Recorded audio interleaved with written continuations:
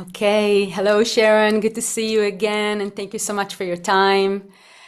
Today we have Dr. Sharon Mijares. She's a depth psychologist, a female activist, and the author of 7 books.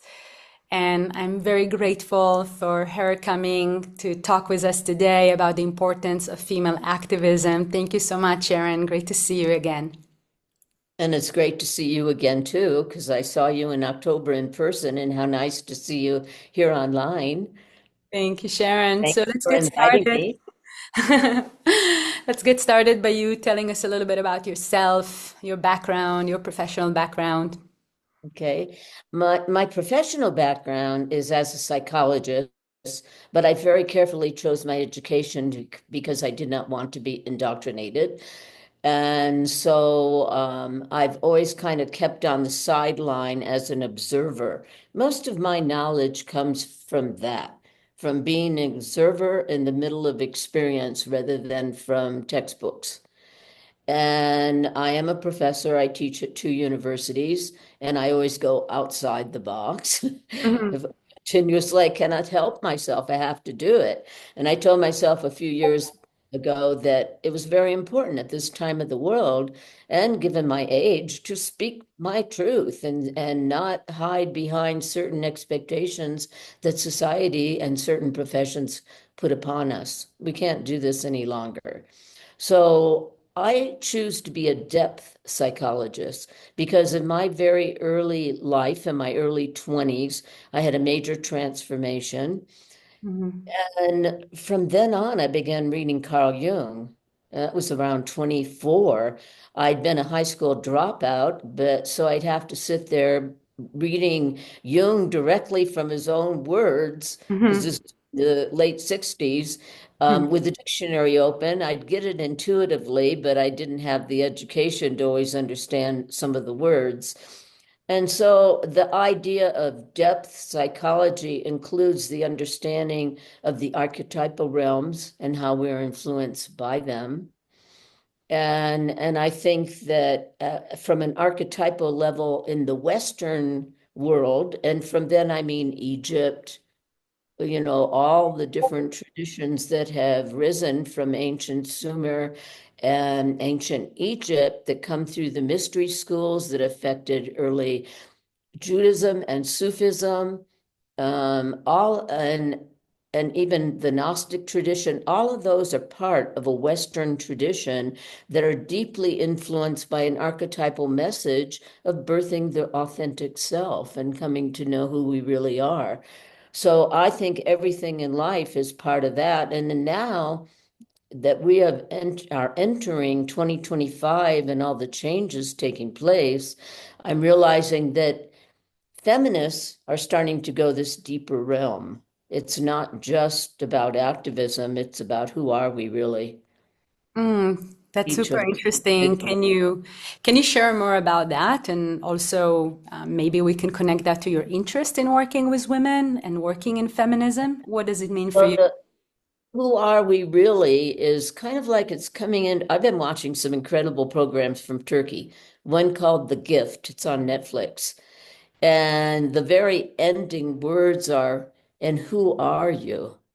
And that question we need to ask ourselves because we need to free ourselves from all the ways we've been indoctrinated and influenced against, knowing who are we really? What do we really believe? And then at the deepest level, at a mystical level, the knowing that we have this spiritual spark within that links us to the divine. I don't like to give it a gender. I Hmm. think it goes beyond gender.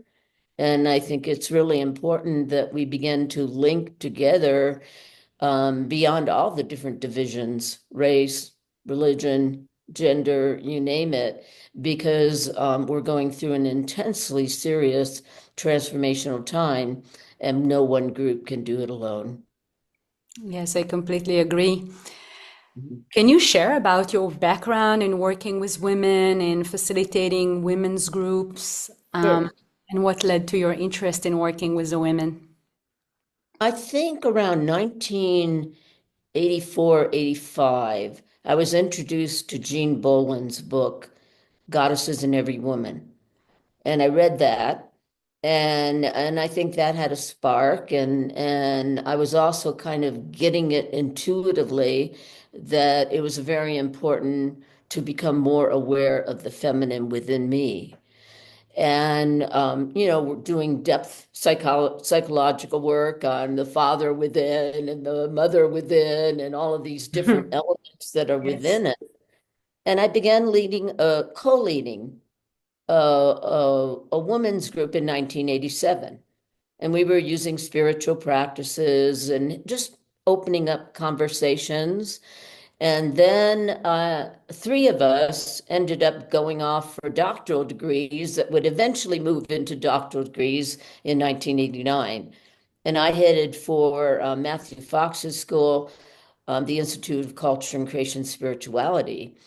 And there I was introduced to Starhawk, and I Hmm. was introduced to such books as The Chalice and the Blade by Rihanna Eisler, an excellent book in terms of looking at masculine, feminine, and also in religious influences. I don't know if you're familiar with it, but I remember at one time a Sufi friend of mine, Neil Douglas Klotz, he mentioned that Rihanna Eisler's book was truly one of the best because so Hmm. many books, Goddess and the Feminine, have come out.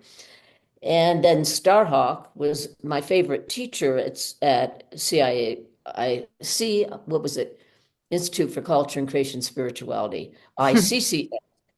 So, and she was one of my favorite teachers, and I would observe Starhawk because I look at people for what is their level of integrity, what is their level of depth, and I could see it in her.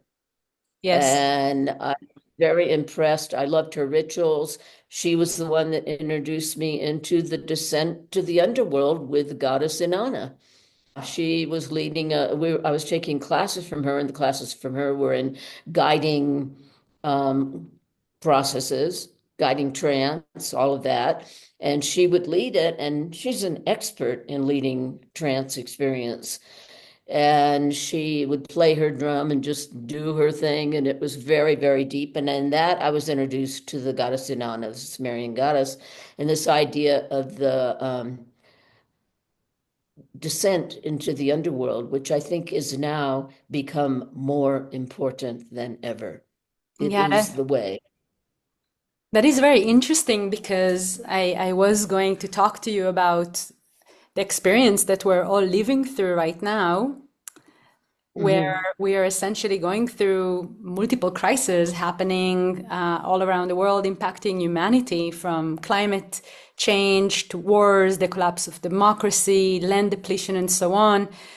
What some people call the meta crisis. How do you connect this notion of the descent into the underworld with the time we're Okay. living in? Okay. I'll digress a little bit with a personal experience. It came to Yes. me intuitively, boom, that I should move to Cholula, Mexico. And Hmm. I moved here last November 27th, I arrived. And around the solstice, it was December 22nd last year, I had the first of three dreams that were to come real quickly. They were guiding dreams. You know, Hmm. you'd asked earlier about depth psychology. Well, part of that is knowing the levels of different types of dreams that we can have. And these were definitely three related guiding dreams. In the first one, I was in some kind of a training. I was going to be starting some kind of training of 7 steps to follow for moving us through what's coming. Okay. And as I was about to leave, I was told that I had to be weighed, as in your weight. Yes. And in the dream, I'm thinking, well, I've been here a month. I've been eating a lot of green enchiladas, so maybe I've gained some weight. And then about 20 minutes after waking, I realized, oh my gosh, that's the ancient myth of weighing your heart against a feather from Egypt. Your heart was to be weighed against a feather. And that was a very big part of ancient Egyptian mythology. So this was, I realized, something from the collective unconscious. So then dream number two comes. Dream number two is I'm sitting in a stationary car And all of a sudden, some car comes speeding up reckless like an adolescent and speeds going in the opposite direction. Now that's significant. I'm in a Mm-hmm. stationary car, it's not moving, it's not doing anything. And this car comes up and it goes in the opposite direction. A young man jumps out with an AR-15 and shoots up in the trees at a butterfly. Okay. So he's come to apply for a teaching position, and I think to myself, well, I don't think so. But about 20 minutes after awaking, I get the idea, oh, there is the first step, first understanding. Transformation is not coming as we think it is, which I've had some processing since then, is when the caterpillar goes into the cocoon and turns into goo. And out in that goo are things that scientists called imaginal discs that will form what will become the butterfly. So we are approaching that goo stage, I okay, see. for within us that will take the form of what will be transformation. In other words, we don't know what it is, and to try and name it right now is ahead of the game.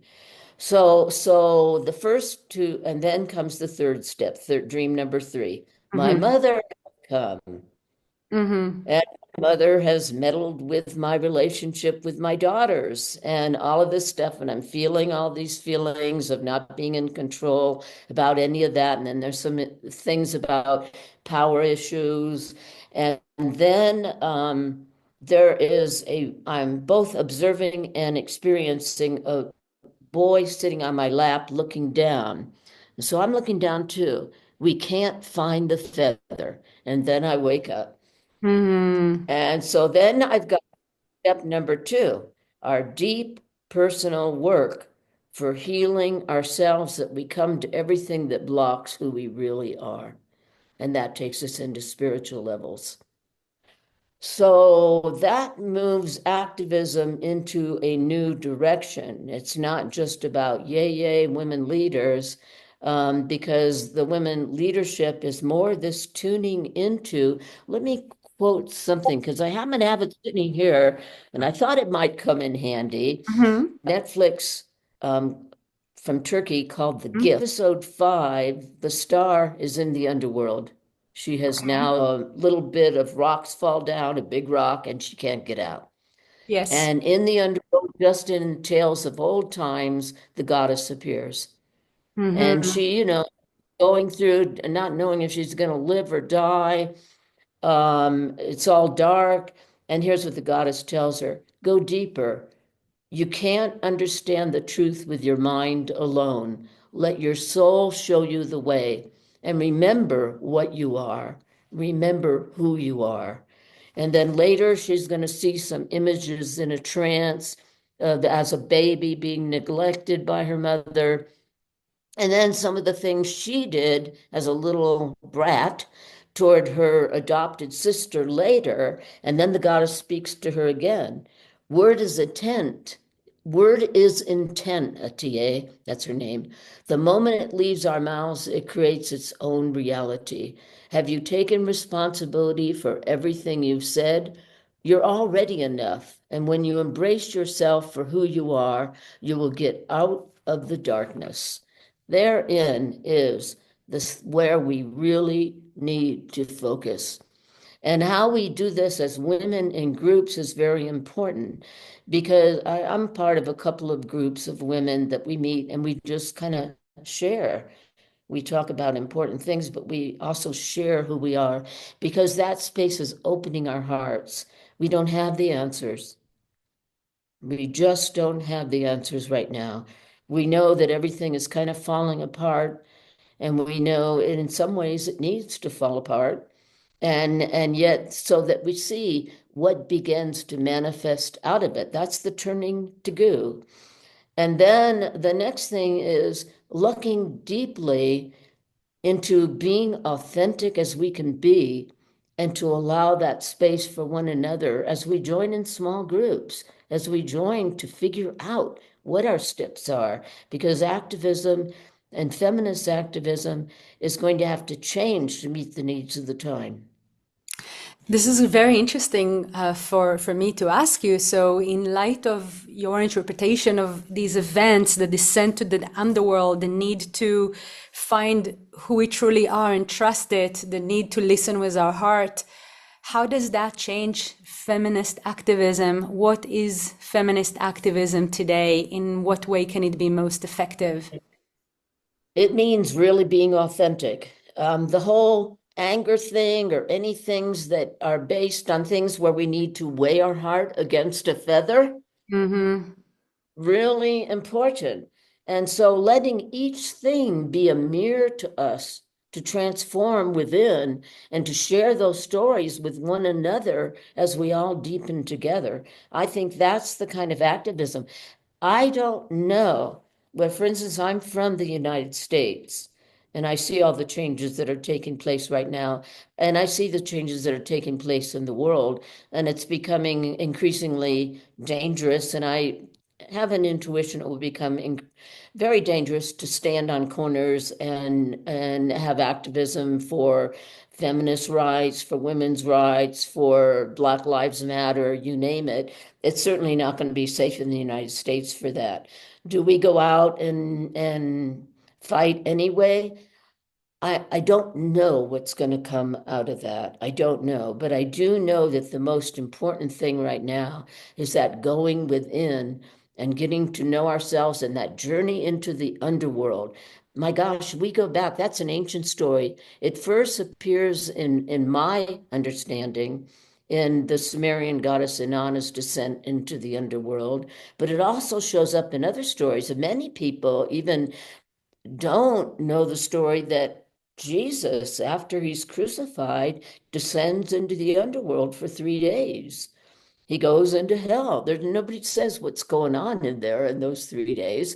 And so and in shamanic traditions, you've got the journey into the underworlds to discover your power. But power can be negative if it doesn't come from the heart. And that's where that purification of the heart, the underworld journey, like I was talking about with the Netflix thing, The Gift. It's like really clearing out all the ways we've been affected by our early life, also by cultural influences, you name it, and going for the depth of the true, authentic birth of caring and love. That's very interesting. Thank you very much for sharing your wisdom.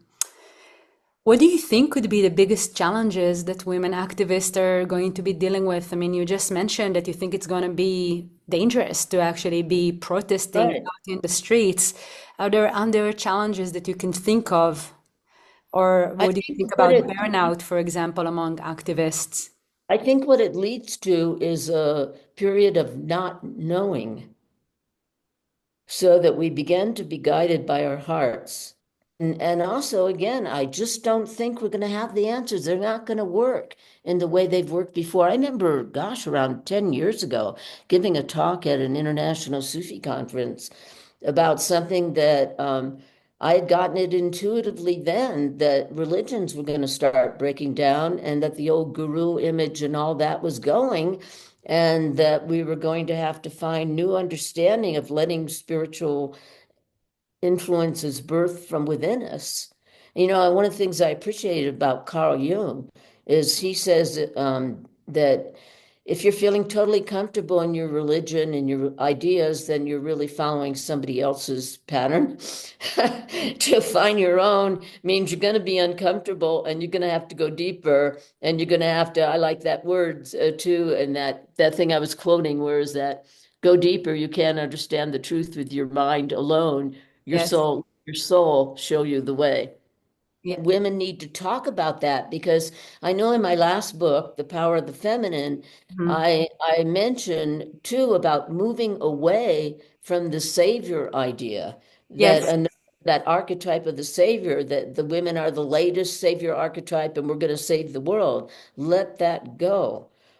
The way that women can guide is by being able to be with everyone, to be able to be honest, and that we don't hold ourselves as better than. Yeah, that's super interesting because we have seen over the last couple of years in popular media, like in mass media, like Disney movies have all shifted toward like Right, a and that's female great. heroine, right? So do you view that as, you know, I don't know if you would include the Me Too movement in that. Would you view that as another form of polarization? Only how it's interpreted, because I think there is a birthing of the feminine. But one of the things we pointed out in our book is the feminine archetype. And the Hmm. feminine archetype is relational. And as Yes. long as we're guided by that, I mean, because many women can be pretty mean, Mm, okay, and can manifest most of the things that we see that dominant males have evidenced, okay? mhm, That I've seen kind and tender men mhm. acting better than some women. So it goes beyond the idea of the gender ideas and roles we've been given.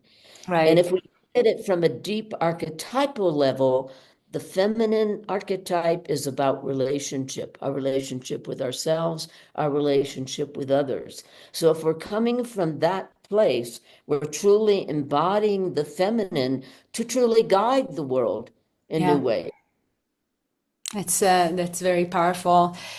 Um, in our group, we talk a lot about burnout and grief and, the absorbing of, all the difficulty that we're protesting or activating ourselves against. And as women, sometimes because of our, um, innate tendency to relate, it sometimes leads to burnout.